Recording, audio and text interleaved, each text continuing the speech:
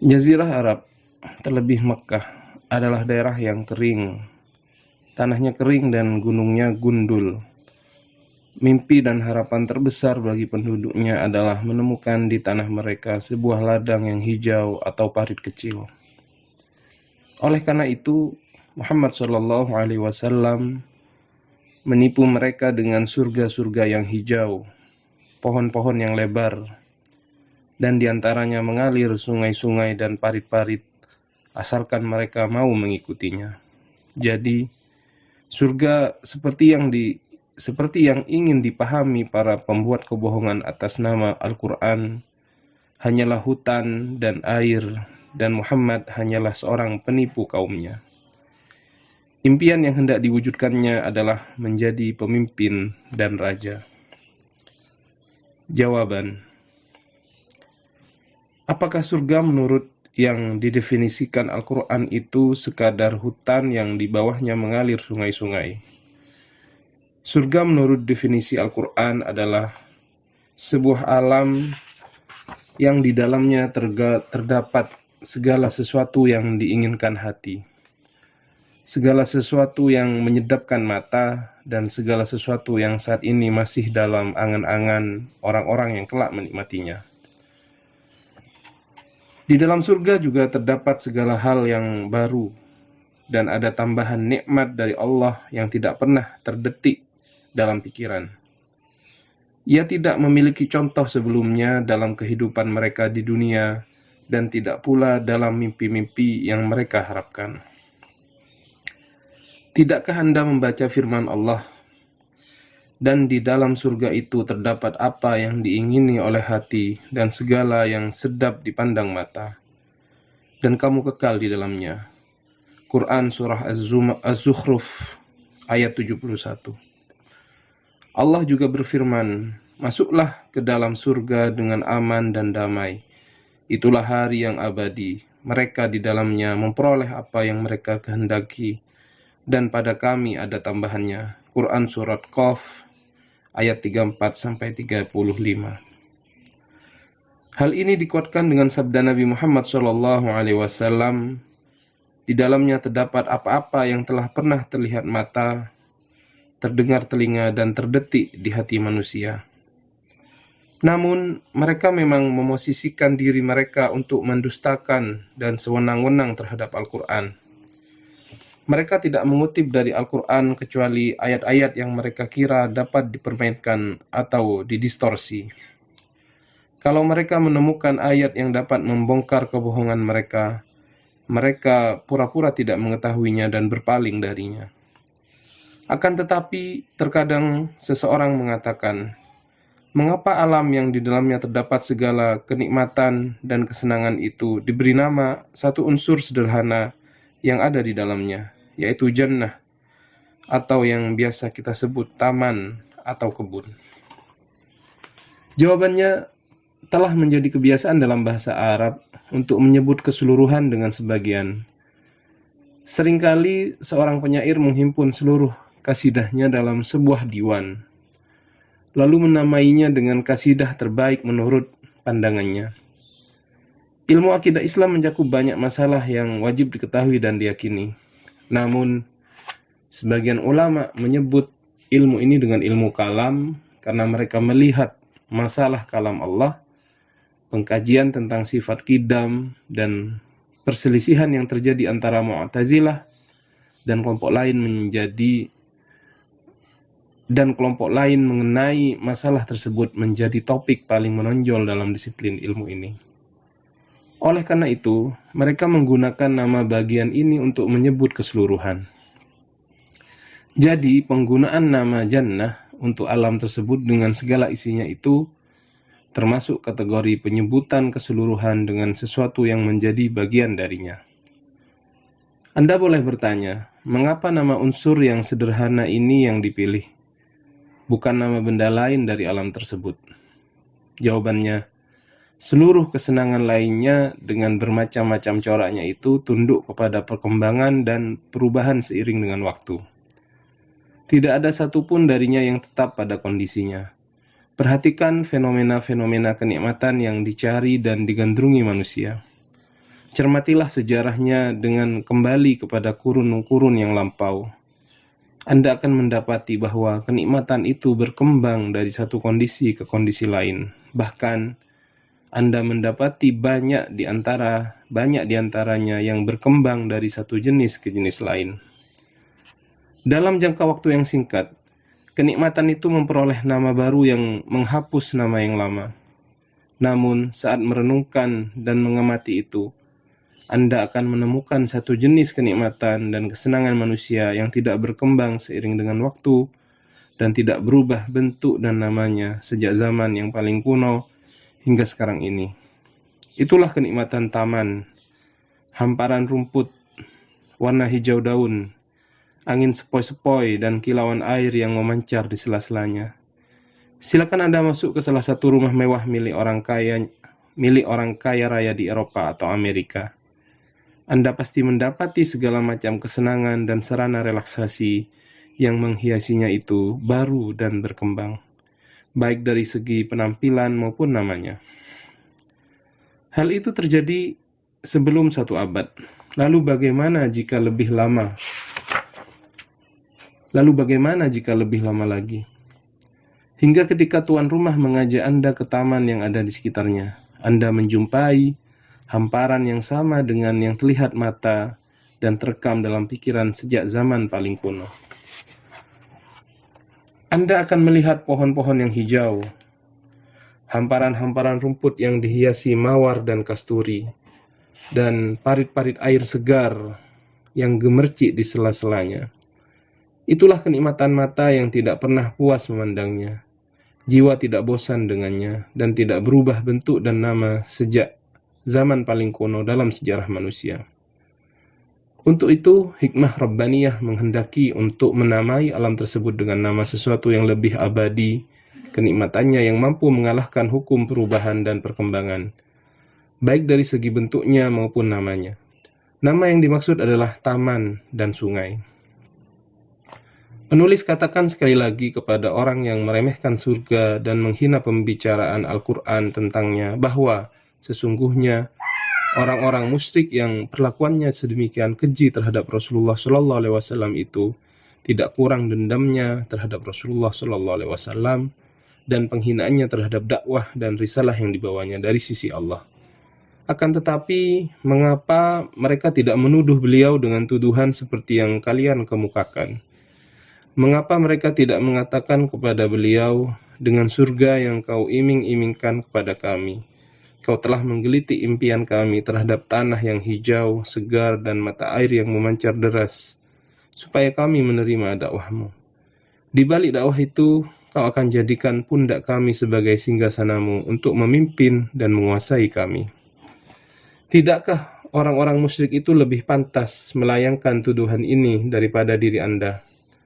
Ataukah mereka begitu bodoh dan naif sehingga mereka tidak menyadari makar dan tujuan Rasulullah SAW. Sedangkan Anda dengan kejeniusan yang luar biasa itu mengetahui tujuan dan ambisi Rasulullah SAW. Akan tetapi, biarkan penulis mengajukan satu pertanyaan. Apakah faktor kegeniusan dan firasat yang cemerlang yang membuat Anda menemukan ambisi Muhammad SAW dengan Al-Quran yang disampaikannya dan surga yang digambarkan dan dijanjikannya? Ataukah faktor api dendam dan kebencian yang berkobar di dadamu yang mendorong Anda untuk menciptakan kebohongan, menggambarkan Rasulullah SAW dengan sifat-sifat yang kontradiktif dan menuduh beliau melakukan kebodohan? Padahal Anda mengetahui bahwa beliau adalah orang yang menghindari perbuatan bodoh. Jadi Muhammad SAW dalam anggapan Anda itu menjadikan dakwah dan Al-Quran sebagai batu loncatan untuk berkuasa dan menjadi raja. Namun, Anda mengetahui bahwa jalan kekuasaan dan menjadi raja itu pernah dibuka untuk beliau, tetapi beliau tidak memedulikannya. Beliau lebih memilih untuk menjadi hamba yang sederhana. Beliau lapar sehari, dan pada saat itu beliau memohon kepada Allah. Ketika beliau kenyang sehari, pada saat itu beliau bersyukur kepada Allah. Sebenarnya Anda mengetahui hal itu saat mempelajari sejarah hidupnya untuk mencari celah dan kekurangan. Sebenarnya Anda mengetahui bahwa seorang sesepuh Quraisy datang menemui Rasulullah Shallallahu Alaihi Wasallam sebagai delegasi kaum musyrikin Makkah. Orang itu bernama Utbah bin Rabi'ah. Ia menawari beliau kepemimpinan, kekuasaan, kekayaan, dan kesenangan hidup bersama wanita tercantik, dengan syarat beliau meninggalkan dakwahnya dan berhenti mencaci berhala-berhala mereka dan membodoh-bodohkan mereka dan nenek moyang mereka. Saat itu Muhammad SAW menjawab dengan kalimat-kalimat yang pasti Anda mengetahuinya. Aku membawa risalah ini bukan untuk memperoleh harta, menjadi raja dan pemimpin atas kalian. Namun Allah menjadikanku seorang rasul dan menurunkan sebuah kitab kepadaku untuk kusampaikan kepada kalian. Apabila kalian beriman kepadanya, kita sama-sama memperoleh keuntungan. Akan tetapi, jika kalian menolaknya, aku bersabar menanti keputusan Allah sampai Dia menurunkan keputusannya di antara kita. Barangkali Anda terus angkuh dan sombong dengan mengatakan, mungkin saja yang dikatakan kepada Utbah dan kaumnya itu bisa jadi untuk mencari simpati dan pura-pura zuhud agar mereka terpesona dan tertarik kepadanya. Sebagai dampaknya, mereka pun mengangkatnya menjadi pemimpin dan raja. Padahal sebenarnya Muhammad tidak suka bersikap demikian. Penulis katakan, mereka simpatik dan menawari beliau kepemimpinan dan kekuasaan itu berangkat dari amanah, kesucian, akhlak mulia, dan sikap rendah diri yang mereka kagumi. Jadi, dapat diasumsikan seandainya firasat dan tuduhan Anda itu benar, bahwa beliau menduduki tampuk kekuasaan yang dicarinya melalui jalan yang diupayakannya. Jalan itu telah terbuka sesuai yang diinginkannya, menurut anggapan Anda. Bahkan lebih dari itu. Namun beliau tidak mengambil peluang yang menyita seluruh hidupnya untuk mengejarnya, menurut pikiran Anda yang syarat makar dan keras kepala. Melalui kacamata Anda yang hitam dan telapisi dengki dan dendam yang kelam, barangkali Anda melihat bahwa beliau telah menduduki pusat kekuasaan dan kerajaan, serta telah mewujudkan ambisi yang menghabiskan seluruh hidupnya. Kalau begitu, tunjukkan kepada penulis suatu fenomena tersebut dalam hidup Muhammad SAW. Kapan beliau pernah duduk di atas singgasana? Apakah di Mekah ketika beliau menerima siksaan dengan setiap warnanya, kecuali pembunuhan, karena Allah memang melindungi beliau dari yang satu ini, ataukah di Madinah ketika kehidupan beliau sehari-hari menjadi contoh bagi kehidupan zuhud dan kesederhanaan, serta berpaling dari hiasan dan kegemerlap dunia? Ataukah pada hari-hari atau jam-jam terakhir dari kehidupan beliau, padahal seluruh dunia mengetahui bahwa beliau wafat dalam keadaan tergadai baju zirahnya? Tuduhan Anda ini pernah terlintas di pikiran Adi bin Hatim At-Ta'i. Namun, Anda buru-buru mengubah tuduhan itu menjadi penghakiman terhadap beliau. Sebaliknya, Adi bin Hatim At-Ta'i bersikap objektif dalam menilai kemungkinan yang terlintas di pikirannya. Padahal ia hidup jauh dari Jazirah Arab. Ia menetap di Syam. Ia membedah dugaannya ini dengan observasi dan pengkajian. Silakan Anda baca pernyataan tentang langkah yang ditempuhnya untuk melewati asumsi menuju pengetahuan tentang perkara yang sebenarnya. Sebaiknya aku mendatangi Muhammad saja, seandainya dia seorang raja atau seorang pembohong. Hal itu tidak samar bagiku. Seandainya ia orang yang jujur, aku akan mengikutinya. Lalu Adi pergi ke Madinah untuk menemui Rasulullah Shallallahu Alaihi Wasallam. Aku menjumpai beliau saat berada di masjidnya. Aku mengucapkan salam kepadanya, lalu beliau bertanya, "Siapa kamu?" Aku menjawab, "Adi bin Hatim." Lalu Rasulullah SAW berdiri dan mengajakku ke rumahnya. Demi Allah, beliau benar-benar mendekatkan tubuhku.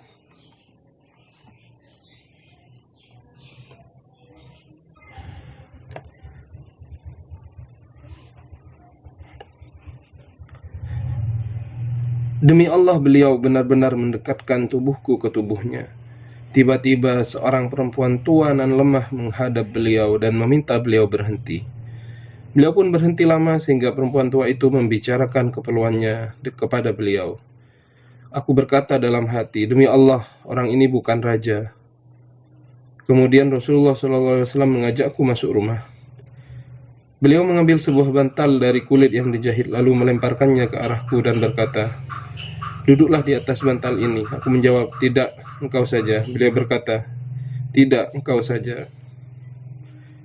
Lalu aku duduk di atas bantal, sedangkan beliau duduk di atas tanah. Lalu aku berkata dalam hati, demi Allah, orang ini bukan raja. Adi berkata, tahulah aku bahwa beliau orang yang jujur dan seorang Rasul, sehingga aku pun masuk Islam. Seandainya Anda menyingkirkan kacamata dendam Anda yang berwarna hitam itu, Anda pasti melihat sesuatu yang dilihat Adi ini. Anda pasti mengetahui bahwa Muhammad SAW adalah seorang Rasul yang diutus Allah kepada seluruh dunia, bukan seorang raja dan pencari kekuasaan. Seandainya setelah semua penjelasan ini, sikap keras kepala masih menguasai diri Anda dan rasa dendam masih memabukkan akal Anda, simaklah pernyataan Rasulullah SAW berikut ini. Apakah Anda mencium aroma orientasi atau kecenderungan kepada dunia? Beliau SAW bersabda, apa peduliku dengan dunia? Aku di dunia ini tak ubahnya seperti musafir yang berteduh di bawah sebatang pohon. Kemudian pada sore hari, musafir itu pergi meninggalkan pohon tersebut. Beliau SAW juga bersabda, demi Allah, bukan kemiskinan yang kukhawatirkan atas kalian, namun yang aku khawatirkan atas kalian adalah dilapangkannya dunia bagi kalian, sebagaimana dilapangkannya ia bagi umat sebelum kalian. Lalu kalian berlomba-lomba mengejarnya, sebagaimana mereka berlomba-lomba mengejarnya. Sehingga dunia itu membinasakan kalian, sebagaimana dunia itu membinasakan mereka. Saat melewati seekor bangkai anak kambing di pasar, beliau mengambilnya dan memegang telinganya. Siapa di antara kalian yang mau membeli bangkai ini seharga 1 dirham? Para sahabat menjawab, kami tidak mau membelinya dengan harga berapapun dan apa yang dapat kami perbuat dengannya. Rasulullah SAW bersabda, sungguh demi Allah, dunia itu lebih hina di mata Allah daripada bangkai ini di mata kalian. Menurut Anda, apakah ini perkataan orang yang air liurnya meleleh karena menginginkan kekuasaan, kepemimpinan, dan harta benda? Apakah ini perkataan orang yang membohongi kaumnya untuk bisa mendapatkan impian itu?